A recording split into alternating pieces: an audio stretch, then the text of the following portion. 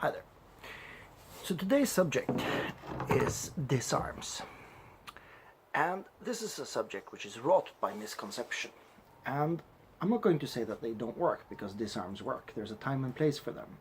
However, there is a disproportionate amount of time and attention spent on disarms, both in, especially maybe in YouTube videos, but also, in movies and also in people's regular training. And to be honest, yes, disarms are possible, but if you are trying to defend yourself against somebody with a weapon, whether it be you are armed or unarmed, disarms should not be your prime objective. This should be very obvious for most of you, but it seems to me at least when you see a lot of videos out there, seems like people are actually thinking that, or judged based on the amount of time they spend practicing disarm, that this is something that's going to happen a lot. Well, let me tell you, I've been professionally attacked by people with weapons, both while I was unarmed and at times when I have carried a baton. And although disarms, as I said, are possible, it was never something I ever tried. In a way, you could say that they wound up being without weapons, but in reality, I defeated them despite them having weapons, and then kind of as a product of me defeating them, they lost their weapons. For instance, I've been attacked by people with knives, and the thing is that I didn't even know that there was a knife. I didn't realize there was knives involved in any of the cases until the whole thing was over and I had the guy on control, and I found a knife with blood on it on the floor, on the ground, and I asked my colleague, "Geez, did somebody have a knife? Did somebody get stabbed?" And he says, "Dude, it was you. You're bleeding all over the place." And I was like, "Oh!" And then the panic, of course, sets in. Now, luckily for me, I was never stabbed in any serious location. Not exactly the same thing, but I was attacked once with an iron bar, and I actually took about probably 18 hits to the body before I got the guy down. Luckily, I focused on protecting my head and just took the beatings in my hands or arms. In fact, first time I saw this, when I saw this guy, it looked to me, because it was dark, I thought he had like a tree branch or a stick or something, and I was thinking, I'll block that. And when I felt the impact, I was like, that's not a stick, that's something with substantially more impact. And it turned out it was one of those iron bars that you reinforce concrete with. Not one of my greatest moments. Anyways, I didn't disarm him either. I managed to get him to the ground, and by luck or skill, or his lack of skill, this was many years ago, so I managed to survive, and I thank my training for that. However, I didn't disarm any of them, not in their regular sense at least. There is two kinds of disarms in my book. There is what is often referred to in Filipino martial arts as defanging the snake, which is essentially hitting or cutting the opponent's weapon arm with your fist or weapon. This is the most likely disarm to succeed.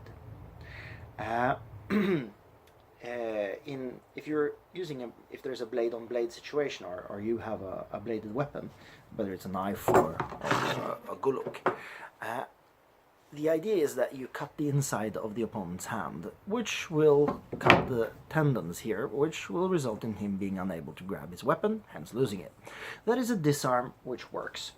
Same thing is actually if you hit very hard, either with a percussive weapon or with a fist or lower arm or whatever have you. Strike him hard so that he will maybe lose his weapon. There's no guaranteed such a thing as a guaranteed result, but he may lose his weapon. Actually, the IDF, the Israeli Defense Forces, an organization I'm not a huge fan of, they actually have some statistics on this, and they say that around 90% of armed assailants, I'm not talking about guns, I'm just talking about melee weapons, lose their weapon if they are either blocked hard and or countered hard, which is essentially the same thing. A really hard block, or essentially a strike to the hand, be it with your own weapon or you empty hand. I think the statistics is, by the way, empty hand against knife, but be that as it may, I think it still applies in most situations. You can actually make the opponent lose his weapon. Now you may call that a disarm. In many ways it is, because you disarm him. 90% of the time, I'm not saying that I'm going to go against their statistics. They probably have a broader picture than I have, but in my experience it doesn't happen quite as often. But of course, except for my professional experience, most of my experience is of course in sparring, and it doesn't happen as often in sparring. That can have several reasons. In sparring there's a completely different context. Sparring is not the same as fighting, and there are so many variables that you have more control over in sparring than you have in a real fight. So for instance, your opponent, for example, is more likely to be skilled than in real life, because actually people who have trained a lot with weapons usually don't go around attacking. Luckily for the rest of us, the people who attack other people with weapons are usually very unskilled, and it's good. Let's keep it that way. But as I said, this is a plausible disarm. However, I wouldn't base my defense on that either. It's possible that it can happen, but I mean, I'd rather cover myself by blocking. And by the way, that's the idea. You block the opponent, and if you manage to cut his tendons and make him lose his weapon, great. But that's not your main goal. Your main goal is to block the attack.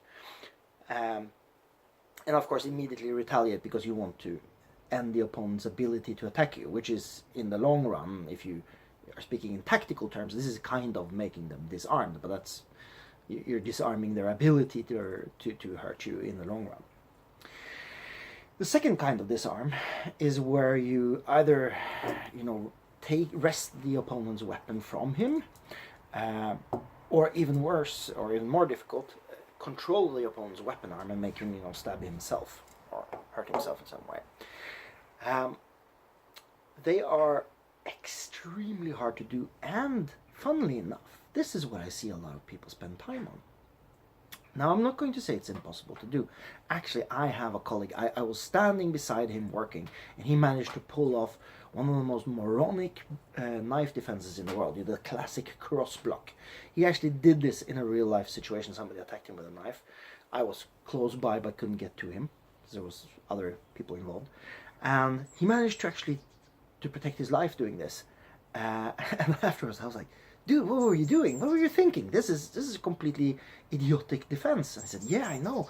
This is the worst one, but I mean, it worked this time, but that was, down to pure luck. It wasn't, I mean, he was more skilled than his opponent, obviously, but it isn't a good defense. But any defense is, of course, better than no defense, and in this case, the disarm worked. So I'd say that, yes, disarms can work like this. However, they are on the more unlikely side. The more likely is that you just hit somebody's arm or cut somebody's arm and they lose their weapon. If you go in and you think that you're going to just, and without getting hurt yourself, just take the opponent's weapon away from him, you are delusional. Either that, or you are extremely skilled, and then I'm scared of you already, because then your skills must be amazing if you can count on that defense.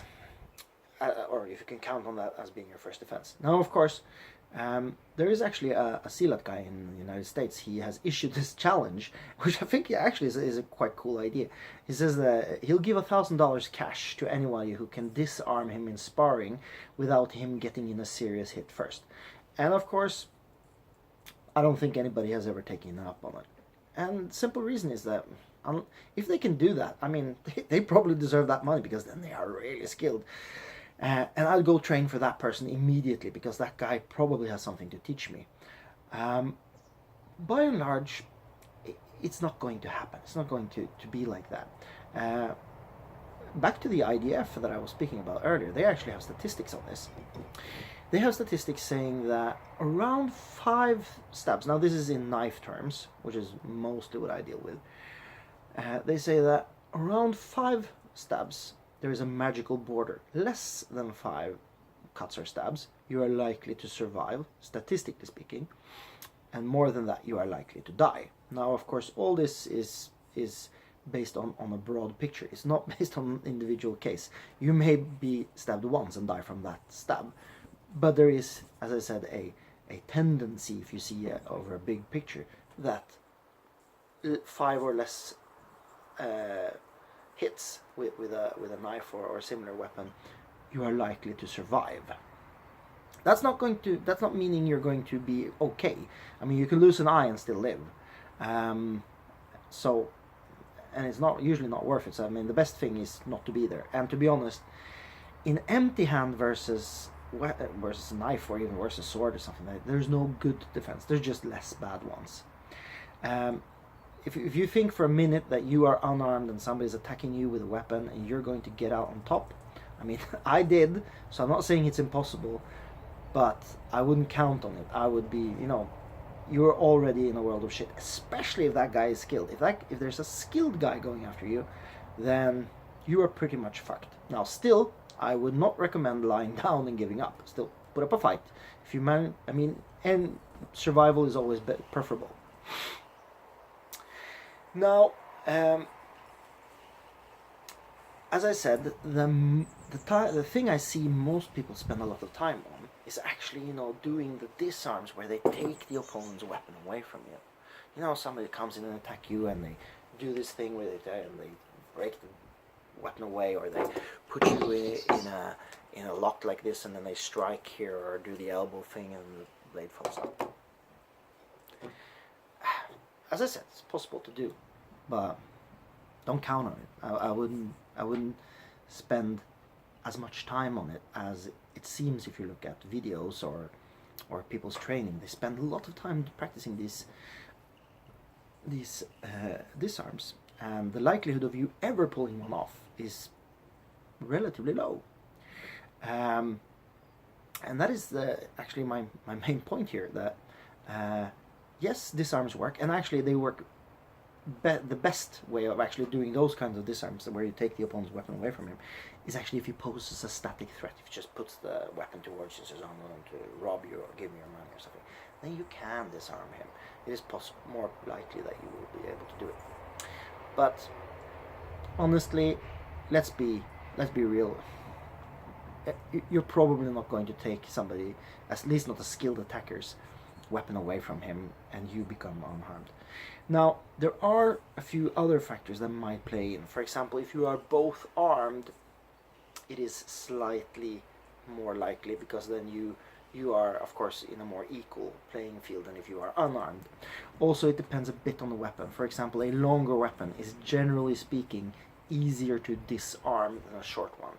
So the Goluk here, this one would be easier to disarm than a knife. However, a Goluk is a more dangerous weapon by and large, so there is that factor as well. So I'm not going to say that it means it's easy, it's just less hard. Because if you have a longer weapon, you will have a longer leverage, you'll have longer leverage, and that of course makes taking the opponent's weapon away from it. This also comes to a certain point. If the opponent's weapon is much longer than your own, then you are already at a disadvantage. So maybe disarming him shouldn't be your first priority. However, of course, if you come into the situation where you can disarm somebody, by all means do. I mean, don't waste the opportunity if you get into it. All right. So I hope you find this useful, and remember that if you see videos where people actually do a lot of disarms, they are probably trying to impress you with their skill, but what they're showing you is not that likely to succeed. Alright? Thank you. Bye-bye.